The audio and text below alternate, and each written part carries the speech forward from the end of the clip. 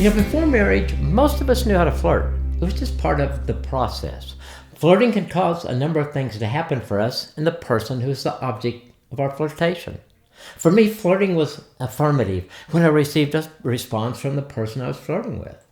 I remember flirting for the first time in second grade. It was the beginning of the school year, and there was a new girl that came to class. She had blonde hair, she had pigtails, she had a killer smile.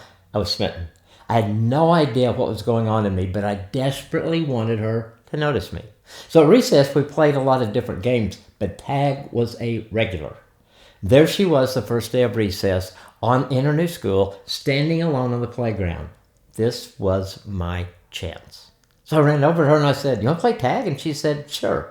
So I tagged her and I ran off and I looked over my shoulder and I was ecstatic because she was running after me. Flirting was easy.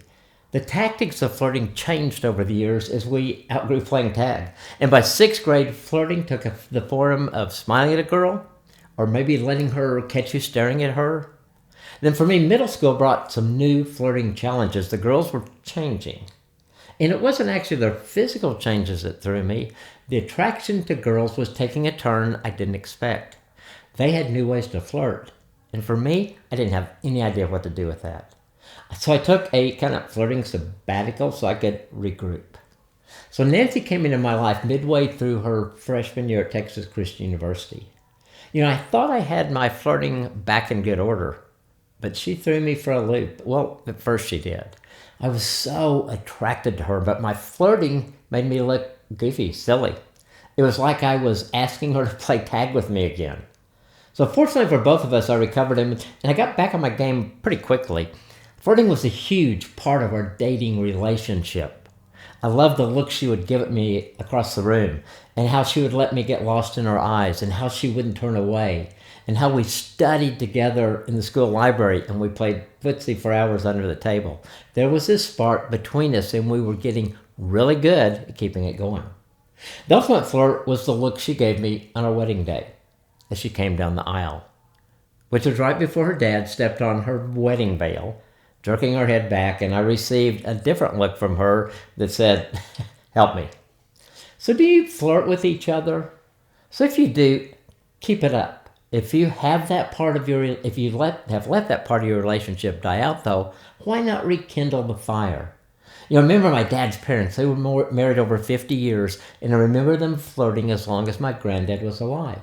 He had always had this twinkle in his eye and it shone brighter around my grandma. There were the looks and the pats on her rear. He was very affectionate with her. She, on the other hand, was outwardly reserved, and I never really saw her initiate the flirting, but it was the way she received and responded to his flirts that kept that fire lit in their marriage. I shared her story because I think flirting should never stop. It adds to a marriage in a very special way. Sometimes our flirting is a simple word that takes us both back to maybe a special time or event. It can be both romantic and humorous. It's a connection point that most of the time only the two of us get.